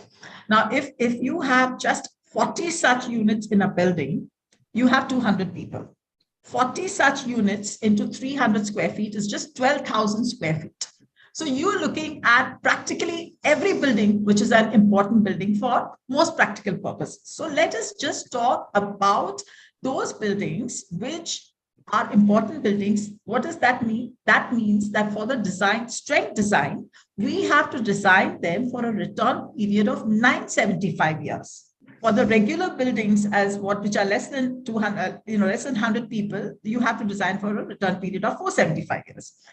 in the existing code, when you have more than 200 persons, you have to use an importance factor of 1.2, right? So if I just crunch these numbers, so it is Z into 1.2 into 1.5, which is the limit load factor, I would get 0.18, 0.29, and so on. And if I compare zone 2, 0.18, here for zone 2, I have 0.1, right? So the new code actually is reducing the forces for zone 2. For zone 3 also, if you look at it, it's lower. Zone 4 also, it's lower, and so on. So all of these will be lower. But remember the fact that this is actually Z by 2, while now we are designing it for a full Z. Just for serviceability, I just wanted to make that distinction between strength design and serviceability. What is happening now is that for serviceability, you are going to be designing for important buildings for a return period of 225 years, and for regular buildings for a return period of 73 years. So again, you will see that this is what you get. You have 0.43 in the existing code, and the zone for zone 5, and here you have 0.3. Because as I said, you'll say, but you're not designing for 0.43, you're designing for 0.43 by 2. So let's even talk about that. So let us go to that. Okay, so let's do an example of what does this really mean. Now, I'm going to, right now, as I warned you earlier, I'm going to talk primarily of tall buildings. And let me just think of right now a tall building, which I'm designing. So if I have to design a tall building, it would be, okay, let me not say it's a tall building. Let me just say it's a building with shear walls, okay? Because I have taken my SAG value as 2.5. So obviously a tall building is not going to be designed for 2.5. So let's just talk about a building with shear walls, maybe not a high-rise building. And if I had to design for as per the existing code, what would I be designing for? What would be my base shear coefficient, lateral base shear coefficient? It would be 1.5 times Z times I SA by G divided by 2R. Now, if you recollect, ductile shear walls in today's code, we have to use a response reduction factor of 4. We have been given a relaxation for the response reduction factor, or the now called the elastic force reduction factor. It has now been changed from 4 to 5. So with this basis, if I have just crunched some numbers, and if I am designing for a 2.5, SA by G equal to 2.5, and that's the number I've used everywhere. So it's a uniform kind of a comparison. The existing number for zone 2, okay, this is with an importance factor of 1. That means it's regular buildings. And I am also designing it for the proposed code with a return period of 475 years, right? So if you see in zone 2, this is 0.046 versus so you have a reduction of 20%. In zone 3, there is no reduction, there's no increase. In zone 4, there's an increase of 33%. In zone 5, there's an increase of 19%. And for those buildings which have an importance factor of 1.2, that means buildings which have more than 200 persons, or tall buildings, or all of those, that set of buildings which come in important structures, you will find that the difference between the existing codes, now the base shear coefficients versus what is proposed, the difference, there's a reduction in zone 2. There's a nominal increase in zone 3 of 11%. And for zone 4, the increase is 33%, and this is 19%. Okay, so this is for strength design. Now, if I do the same thing for serviceability and not strength, I'm not going to go through this gamut again. I'll just jump to what we have. You're reducing, because serviceability, you know that the return period you're designing for is 73 years for regular structures, and you're designing for 225 years for important structures, right? So here what's happening is that you have a decrease of 40% in zone 2, a decrease of 25% in zone 3. This is for regular structures, an increase of 20% in zone 4, increase of 7% in zone 5. And for buildings which are important buildings, you have 33%, 17%. Zone 4, interestingly, it's 25%, and zone 5, it is 11%. So there are some very interesting things which are happening. So you're seeing, let me just go back to my previous slide. So to me, I think since IS Structi is based in Delhi, I thought they're going to be really interested in this. So if you see zone 4, it has an increase of 33%. If you're designing, it's a strength design that you're going to do. And you may have an increase in 25% if you're doing a serviceability design. In addition to that, right now, the lateral story drift limit for buildings across zones, all zones, was 0.004. That has been reduced. That means it's been made more stringent for zone 4, which is 0.003 now. That means that you have a 25% demand in stiffness if you would relate drift to stiffness. And for zone, so that from 0.004, you've gone to 0.003, so that's 25%. And, for zone 5, it's 0.0025, 0.002 for zone 6. So you're looking at 33% increase for a strength design, and you're looking at 25% for serviceability. You're also looking at 25% for lateral story drift. As far as the structural plan density is concerned, 2% was always implicit even in the existing code. So I think for zone 4, it is nothing new. In fact, I think it's a bit relaxed for zone 3. From 2 now, we are looking at 1.5%. Zone 5 has increased from 2 to 2.5 and so on. Now, if we look at the minimum base shear coefficient that you need to design for. Okay, so we have a formula which has been given, and the formula takes cognizance more of the zone factor. And if we look at these numbers, for zone 4, your minimum base shear could be 3.75% for regular buildings, and for important buildings, it would be 4.5%. While currently, I'm going to, I'm writing 2.4% because I'm looking at it as a limit. Right, because the 1.5 factor has already been added when I'm comparing, so that we are comparing, apple to apple and not cheese and chalk. Okay, so this is what we're getting, that in zone 4 you have this, and in zone 5 it's this. I think this is work in progress. We are reviewing this. We understand that we need to be more granular. What we haven't included in this is the effect of the natural period. So I think these numbers you can just look at as placeholders. They will be seeing a change when we incorporate other factors, such as the time period. But presently, I just thought we'll discuss what we have as a proposed code. So what are the challenges for the designers? Okay, so one of them, I think, if those of you who have looked at also the shear wave velocity, calculations, a lot of the calculations for the geotechnical aspects are based on shear wave velocity. And since most of us find it very difficult to find good geotech contractors, soil investigation agencies who can give us credible shear wave velocity measurements, the code has also given a correlation of SPT with shear wave velocity. I would encourage all of you to just test out those numbers and please give your feedback.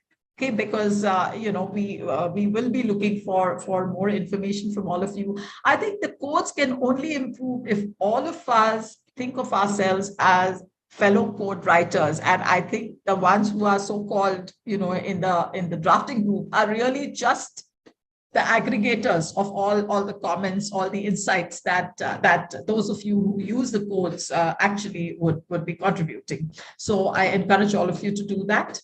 I think there's also a requirement for key elements which has been given in this code that that the requirements would need you to remove each element and then check it. So I think that we will possibly be giving you a little more clarity in that, because presently perhaps it's not very easy to appreciate what the code wants the practicing engineer to be doing over there. So I think that will happen.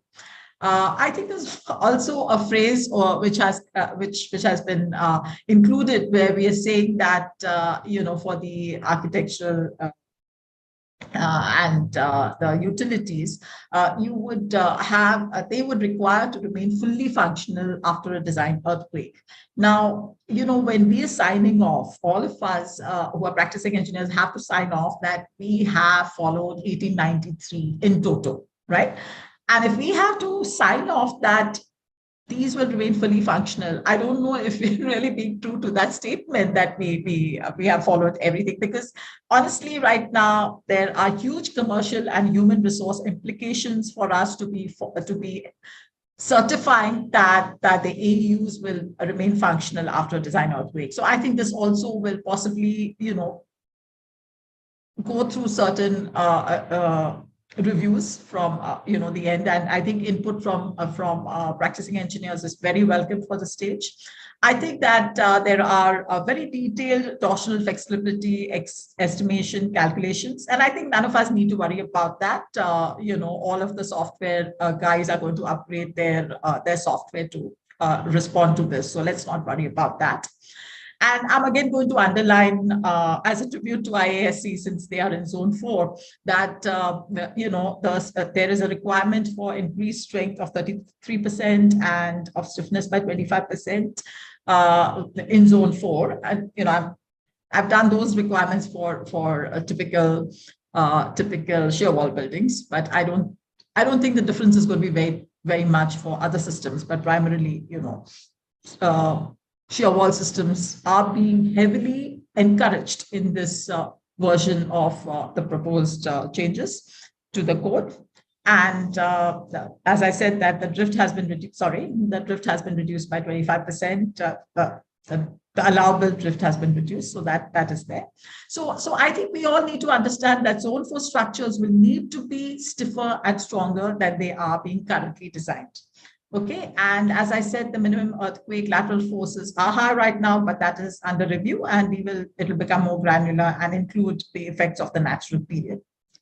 I think there are lots of positives. Okay, but I know that Pradeep is going to tell me now your time is up, so I've just kind of condensed it to 5 more positives. The positive is that, if you now look at this code and you look at other international codes, you'll feel very proud that the Indian codes are really becoming aligned with international codes, and whether it's a philosophy of earthquake hazard estimation, or it's a philosophy of drift ratios, or this issue of serviceability and the return periods for that, and the return period for strength. So I think philosophically we are becoming international, and I think what our Mr. Arun Kumarji had said, that there is a mandate for us to upgrade, and I think we're going in the right direction. So that's fantastic. And I think the seismic hazard map has included a lot more data points. Maybe, there may be some cleanup still required, but it's a huge upgrade from what we had. And so therefore, these kinds of revisions of, some of the towns and cities going from zone 4 to zone 5, that will happen. And I think it is required. And I think all of us understand that not having had an earthquake causes the next earthquake to be a bigger problem, right? Because there's a higher stress buildup which is happening. So I think to say that, we've not had earthquakes, so why are we doing all of this, may be a bit of a weak argument. There is no major change in the design philosophy. I mean, there's a little bit of tweaking here and there, but really no major change in the design philosophy. The response reduction factors, I think, as what Professor Goswami said, there's some tweaking, there's some, some increase by 25% from 4 to 5 it has gone, and some others have gone to up to as much as 6.5. And as I said, the alignment to international seismic codes for all kinds of things, including drift limits, has been achieved. So I think it's good in the right direction. But I, as practicing engineer, do realize that there are lots of challenges ahead for us, because there is a huge leap, because in a way, it's a double whammy or a triple whammy when you look at the serviceability requirements, the strength requirements, and the drift ratio limits, all 3 of them having been made more stringent. I think we can all debate whether it's too much at a time, and do we take this huge step, or do we want to ramp it up and do it in 2 phases? I think, those things are up for discussion, but this is where we want to go. Okay, now whether we go in 1 stage or whether we do it in 2 stages, and whether the community is ready to learn and relearn 2 times, or they don't mind just biting the bitter pill right now and just doing it at one stage. I think those are all discussions which are up in the air, and we really look forward to hearing from the practicing engineers, because finally you have to walk this talk. And great. So thank you for having me. Thank you, Alpaji, for putting the perspective from the consultant point of view. And now I request Shri Dr. Praveen Khandelwalji to give his views, particularly from the point of view of what is going to be impact from on large governmental projects, and also the cost implications in general. Okay, and I will have to exit now. So I'm handing over mic to Shri Sangeeta ji and Alok Bhaumik ji. Yeah. Thank you, Pradeep. This code is for the new constructions, and cost is certainly an important factor, because we have to do tender for the new projects, and then people have to quote for the new projects. So cost is certainly an important consideration. But we have to understand that in total cost, civil cost is one fraction, and in civil cost, seismic cost is another fraction. Okay. So in case of the industrial structures, the civil cost may be around, say, 25% of the total cost. And because of the changes in the code, suppose my civil cost is increasing by, say, 10%, then my total cost is increasing only by, say, 2.5%. But suppose due to some reason, change in a zone or something else, my cost has increased to, civil cost has increased to, say, 50%, which is a fairly big number. Even then, my total cost of the project will be increasing by 12.5%. Let us think about some office buildings like that. Suppose the civil cost is around 40% of the total cost. And even there, if I increase the civil cost by, say, 50%, my total cost may be changing only by, say, 20%. So change in cost from, say, 12% to 20% may still not change the techno-economic feasibility of the project. Project may still be feasible. But what is more important? More important thing is, what is the change? What is the new cost estimate? Because a civil contractor has to work with the new cost estimate. Suppose the new cost estimate is not estimated properly, okay, then there may be issues in the civil construction. Civil constructions may get delayed. Once the construction is delayed, then all the related activities will suffer. Say manufacturing will get delayed, generation losses will be there, service sector will also get delayed, and the interest during construction may also increase. So what is important for all of us now that 2 presentations have been made, draft code is already in force, that we need to analyze the structures and have what is the real cost implication, so that our cost estimates are realistic and the migration to the new generation of the code is a pleasure instead of pain. So all of us have to do some approximate analysis of our typical building structures and see what is happening where, because this code is not same everywhere. Even though hazard has been talked about much, but there are changes inside the codes also, in other provisions also. They may also affect the cost. Okay, I will not discuss them in detail, but the combined effect we need to know. At the end of the day, what matters, how much structural steel has increased, how much concrete quantity has increased, how much piling has increased, and what is the effect on the time of construction. These are the inputs required for decision making. So now from onwards, now we have to focus on what are the real implications. So taking an ad hoc judgment on the cost, I think will not be a good idea, because it may change the balance in favor of something or other. So it is time that we work on the real cost estimations, a typical cost estimation, using all provisions of the code comprehensively, because the code is very different in some of the aspect. It is not the old wine in the new bottle. It's a new code. It has new sets of rules in many areas. So I think that is my request to the professional community, that we need to work on the cost estimates now onwards. Thank you. Thank you, Dr. Praveen Khandelwal. I think you made very relevant observations. And I feel with the advent of EPC in all major projects, structural engineers are mostly working under EPC contractors, and it becomes really, really important to be able to foretell, as Alpa said, that we should work out and we should try the same problem with the new code and see the exact difference for different structural systems. It'll be important for us to kind of realistically estimate the change that is likely to happen. Now, I would like to now invite Dr. Murthy to present his perspective on the code. He's the chairman of the committee, so he'll be able to kind of sum it up and also add his insights.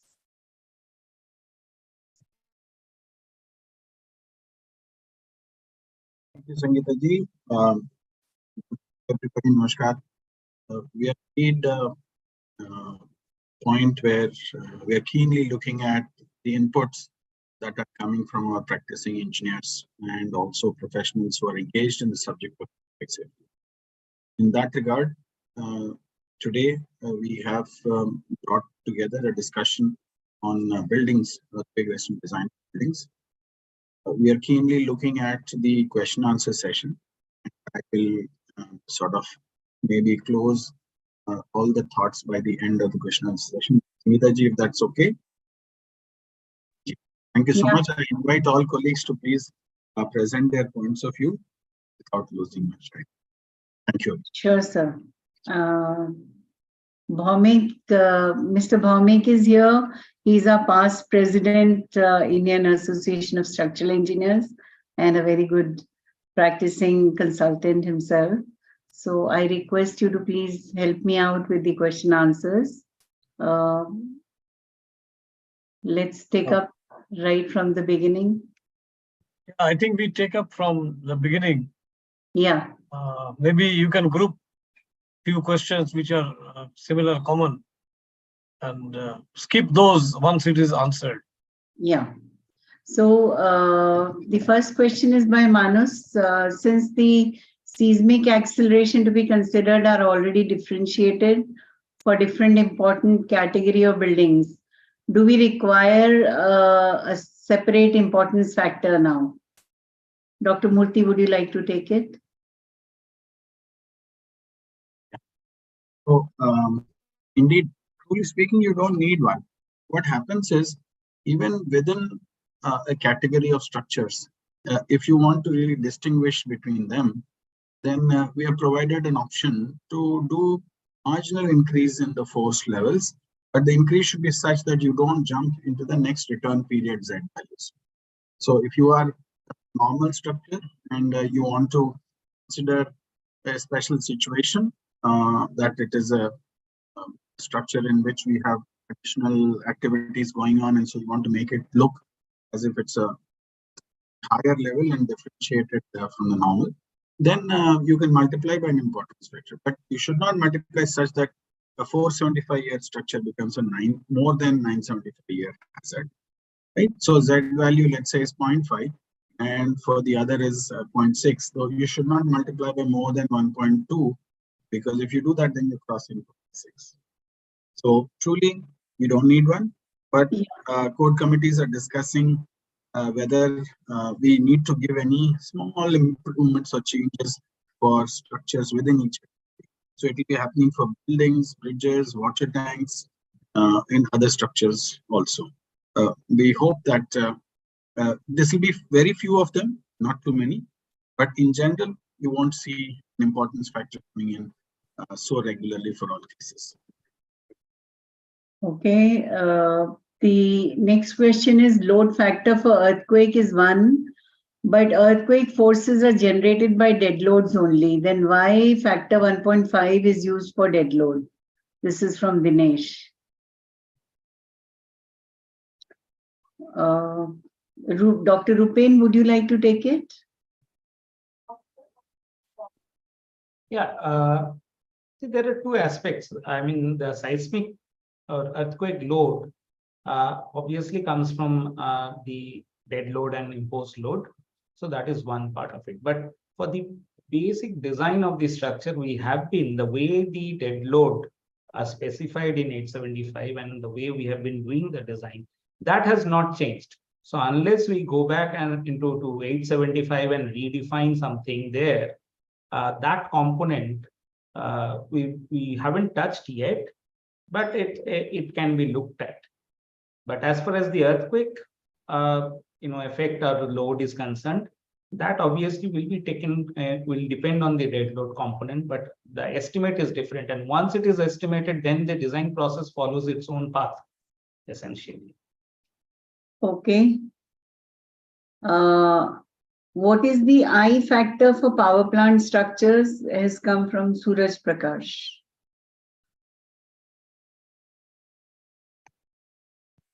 Dr. Rupen? Some of these structures, industrial structures, when we have that part, I believe these importance factors will come in a big way. As Professor Murthy also mentioned, within each type of structure or category, if there is need to kind of fine tune a little bit, those things will come in. We haven't in this part we haven't brought that in yet, but I believe in the other parts we will have it. We haven't looked at it yet. Part 5 of IS 1893, which is on industrial structures, will reflect the I, if any, of the various subcategories within that. So all that is now being harmonized. Yes. Yes. Yes. Okay, next question is load combinations, how to deal with multi-disaster zones with the earthquake and wind both being predominant. There are about 200 districts out of 168 districts. This has come from 168, 768 actually. It's editorial. 200 out of 768. Acha, okay. So, Dr. Sinha, would you like to answer this? Yeah, actually, even if a district is multi-hazard, structural design is on the basis of what is the probability of simultaneous occurrence. So in the case of earthquake and wind loads, it is assumed that the two are not going to occur simultaneously. So the analysis has to be done considering separately the earthquake load, separately the wind load.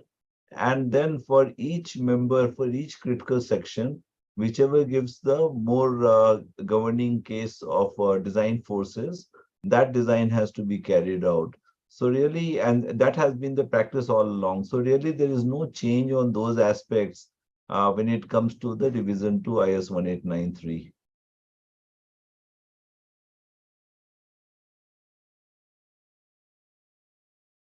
It's clearly written in the code that the two are not to be considered in parallel. So the next question is, will this code be applicable for non-load bearing structures like gypsum, drywall and false ceiling? Dr. Murthy, would you like to take it? Yes, it is part of the architectural elements and utilities. Any element which is not carrying the lateral load or the vertical load is going to be the non-structural element. And so in that case, the clauses on non-structural elements will be up to these elements. Okay, Bhaumik, can you help me in taking up next 3-4 questions? Yeah, sure. So the next question is from Abhishek Panda, who says, is it possible to consider zone 3 structures to exclude from mandatory ductile design?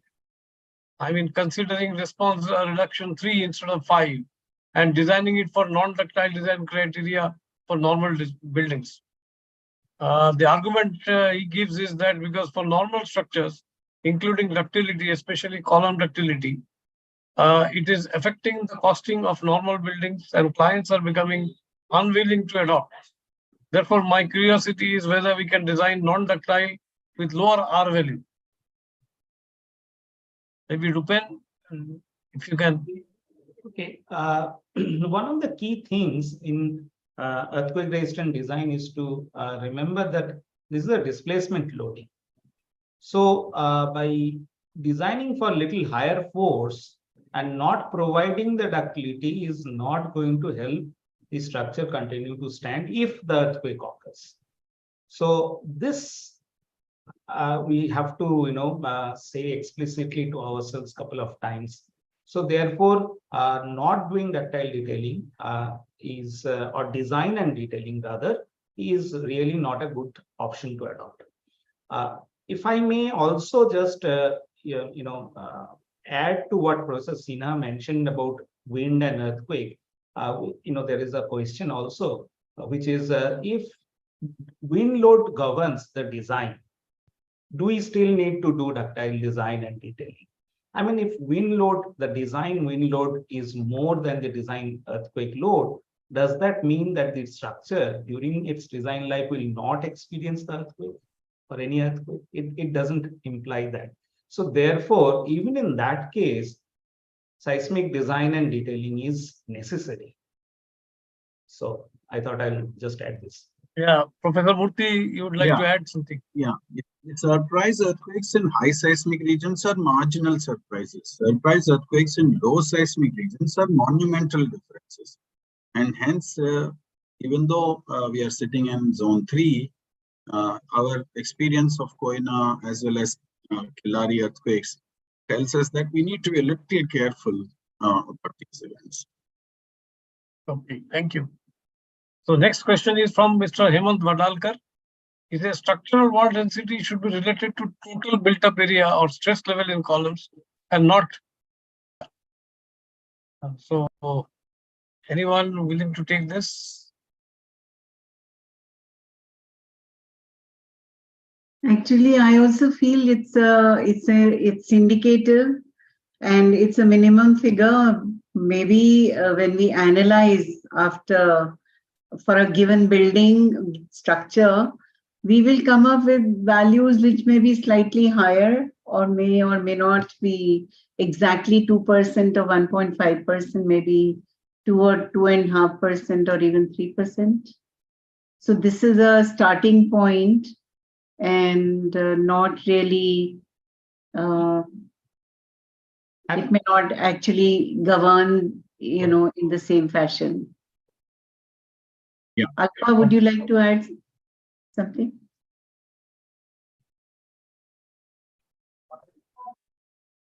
I think, I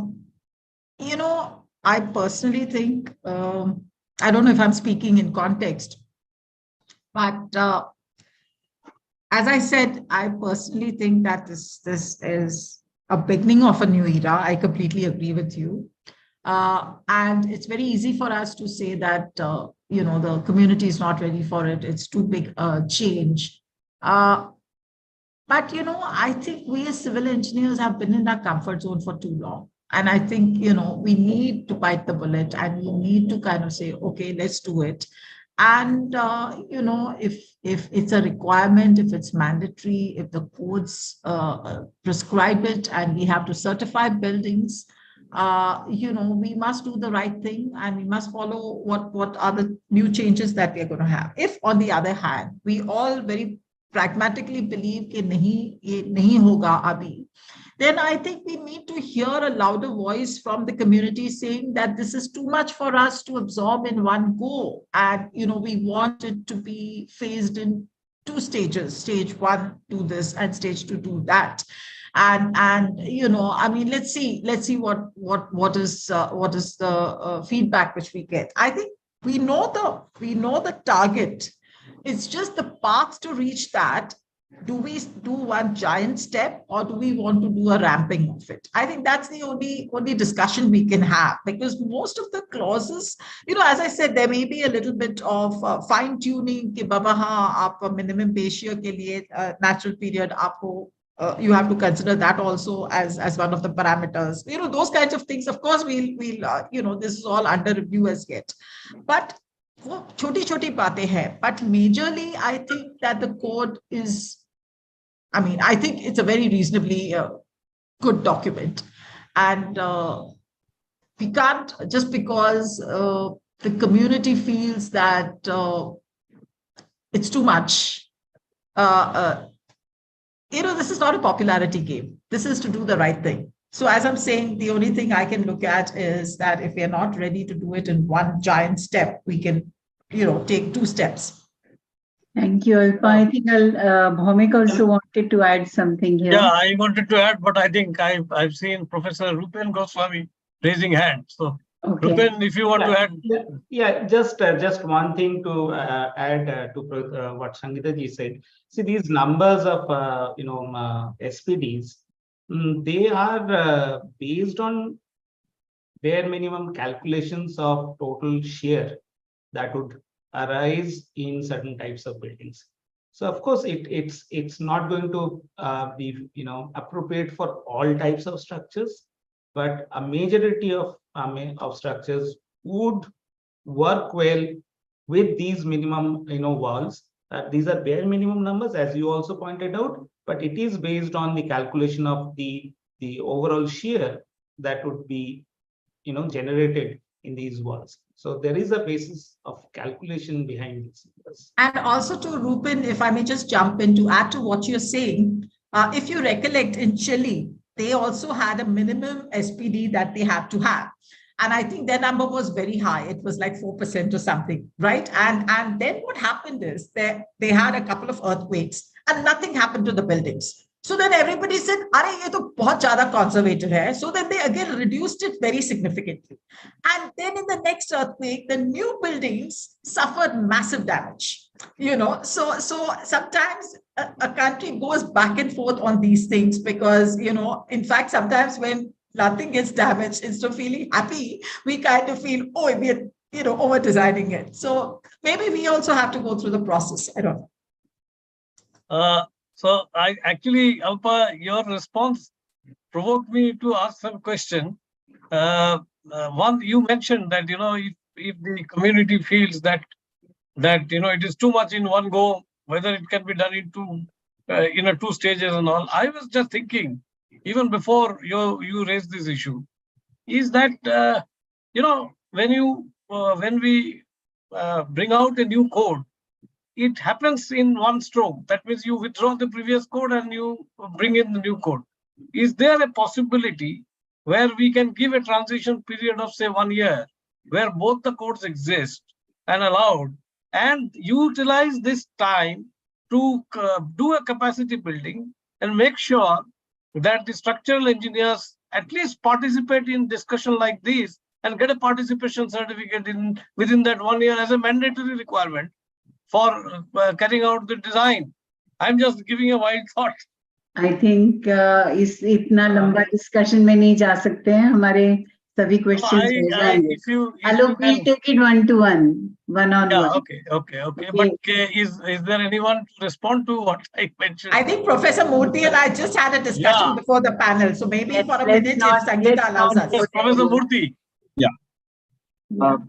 What I'm saying is that we had discussed in the committee that we are going to bring out IS 1893, 13920, 13935, parts 1 and 2 definitely together, and if possible, part 3 also together, which means that if we done wide circulation of 1893 now, and next month 13920, and 2 months later we do a discussion for that, and then following month 13935, 2 months later we do discussion for that. What it seems is that there is enough time for engineers to work on these clauses and tell us if there is something unduly wrong with any one clause. But it's not a, it's like when I go to the hospital, I can't decide what medicine to take sometimes, on most occasions. So the beneficiary cannot be the benefactor for us to make improvements of importance and also to save lives. While we say that, we also recognize that we are human beings, and then we are fallible. So we might have clauses which may require tuning. As we are speaking, as we are listening to all of you, we are collecting some thoughts for corrections rectifications and so on. This will happen. So we still have time. What I'm saying is we still have about 2 months time, 2 or 3 months time for us to really say that even though wide circulation is over, because we need to do again committee meetings to clean up the inputs received so far. So there is still time. So in case somebody still wants to send a thought, we can still take it on, not an issue, directly to BIS, not necessarily to that portal and so on. We are open till the last day. Only thing is, if you have gone past a certain point where it is time for us to publish this, it will be in the next revision of it. So that is what I learned from working with BIS, that all the time it is open, window is open for comment. Only thing is we do a cutoff date and then we publish, and then do another cutoff date and we publish and so on. So please do not hesitate to write to us any point of time, should you find anything that needs to be addressed urgently. And to answer to what Bhaumik had raised this issue, I have to tell you, Bhaumik ji, that there are umpteen number of buildings where even 2016 is still not incorporated. So if we give them 1 year, or if we give them even 4, 5, 10 years, some projects will never be incorporating the revised code. So we have to focus on those who really want to implement it and help them in implementing it, right? Sangeeta ji, I'm seeing the head of Arun going horizontal. The laws don't allow us to have 2 standards or 1 standard, 2 versions simultaneously. Yeah. Right. No, you see, only thing is, while we are upgrading the codes, we also have to ensure compliance. So I'm saying both goes hand in hand, You see, somebody not following. Let's not go there, Bhaumik. हमारा ये 6:30 बजे का time खत्म हो चुका है. I think Let's cover a few more questions. Please. Yeah, okay. Mr. So Arun let's Kumar can come in and just, close on. Yeah, thank you. Yeah, I think Professor maybe Goswami. one or two questions you would like to take, or you would like to. Yeah, I have noted a couple. I will answer them also right away. Fantastic. As regards any revision of a standard coming and then an old standard is existing, by default, if it's a product standard, we have a mechanism of ISA marking. So we know what is the window of time to be given to the manufacturing industry. Here, it is different. It is consulting engineers or practicing structural engineers who would need time. And there was one question, as in the previous panel discussion, what happens to those buildings which have already obtained the permit for construction? So for them, there is already a commentator. Of course, he's chairperson of CD46 National Building Code. The building code in SPA 2 has been mentioning for years, right from the 1970 edition, that if an authority has given a permit for construction, that particular construction should ideally be completed in the next 3 years' time as per the code. In case it is not happening or a portion is not completed, only those which are incomplete or yet to be done, those have to be redesigned as per the new code. That is what NBC is saying. And NBC is including all the other standards, be it IS 456, 800, 1893, 875, etc. Coming back to the old question, can we give more time? Now it is a question again for the authorities. Do we have enough authorities in the country who have robust mechanism to amend their building bylaws, which I fear no. So that means when we revise and maybe publish 1893, I am told that comments are going in 3 digits, comments received on this particular, these 2 drafts. So the code committee members have got a lot of work, brainstorming to do, that's there. So it's going to be somewhere 3 months down the line, what exactly the chairperson also mentioned, Professor Murthy. So that is the time industry should start working in case they have not done their homework yet. And as regards one more comment from one more question, whether replies for comments on draft standards will be shared. We have an online system developed these days wherein code users can type in their comments in online mode. After all the comments are decided upon based on all the other comments from other colleagues, the member secretary of the committee will be updating on the online portal itself the decision of each and every comment. So we will see that mechanism. If it is possible, we can directly do it, or individually based on the individual commentator, we can individually reply to them that this was your comment and this is the feedback of the committee based on not only your comments, but based on all the others. So I'll stop here for now. Okay, I think that pretty much answers our last point discussed. And I would like to request Mr. Jitendra Kumar Chaudhary to extend a vote of thanks to all the esteemed panelists before we close. And I request Vikas to share all the questions with the panelists and make sure that these questions are answered and responded to. Thank you very much from my side to everyone. Some of the queries will be taken to the code writing committee itself. There we will add it with the other set of comments. Sure. And I request Jitendra to mention about the new standard which is coming up. Yeah. Thank you. Thank you very much, ma'am.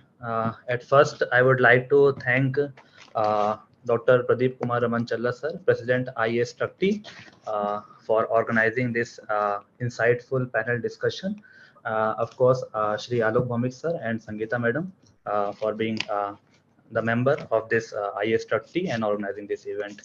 So, as of now, this was a wonderful panel discussion. I hope most of the queries and the clarifications which most of our friends and colleagues from the engineering fraternity, they will be having as soon as these two part 1 and part 2 have been released for wide circulation. So based on the brief perspective which each of the panel members today have shared with all the members, I think most of the clarifications have already been provided.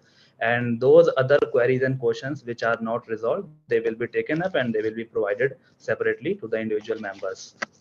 Apart from that, I would first of all, I would like to thank all the members, especially to the MAP subcommittee members who have done a tremendous and hard work just before the COVID period has started. From there itself up to the end of March 2022, when the probabilistic seismic hazard has been finalized, and based on the PSHA study, the revision of all the earthquake resistant design standards which have been formulated by the committee has been taken up for revision. As of now, you can see 1893 part 1 and part 2 have been circulated for comments, and in the coming few months, the other 13920 and 13935 will also be available for comments. And you have also seen that we are aligning and harmonizing all our earthquake resistant design standards under the 3 verticals, 1893, 13920 and 13935, covering each and every category of structures which are there in the building construction activity. Also, I would like to thank all the members of the BIS CED 39 Earthquake Engineering Sectional Committee for reaching up and formulating this particular draft standard, so that in the month of April, we have released this wide circulation draft for the comments. Of course, I would also like to thank all the participants who have joined today for participating in this event. And I hope that you have got a lot of gains and an understanding why this major revision have been happened. And this is a gradual updation. And of course, after 3-4 years again, we will be again taking up based on the comments and the feedback received from our construction industry and our practicing engineers. Again, the revision of this particular standard will be taken, because you know that all the standards, they are dynamic in nature. They are not a stagnant one. Every time, based on the state of the art practices and the understanding, more knowledge which we'll receive from our engineering fraternity as well as the developments, the standards are modified and aligned with the technology aspects. At last, I would like to thank all the panel members, because each of the panel members have given their brief perspective, and they have touched this particular these two part 1 and part 2, not from a single standards viewpoint, but all from different perspectives and different fields, covering each and every aspects. So I think with this, I would like to say at last that let us carry the knowledge and understanding which we have gained through this today's panel discussion. And let us work together collectively towards ensuring a more safe, sustainable and resilient built environment. Thank you. Thank you all. Thank you very much, Jitendra, and thank you all the panelists. It was a wonderful, wonderful experience. Thank you, everyone. For all the participants, once again, I would like to repeat what Alpa had said, that all structural engineers must come back with their own feedback after trying to incorporate the revision in their ongoing projects and share their feedback. Genuine, honest feedback based on actual ongoing work. Thank you very much. Thank you. Thank you. Thank you. Thank you, sir.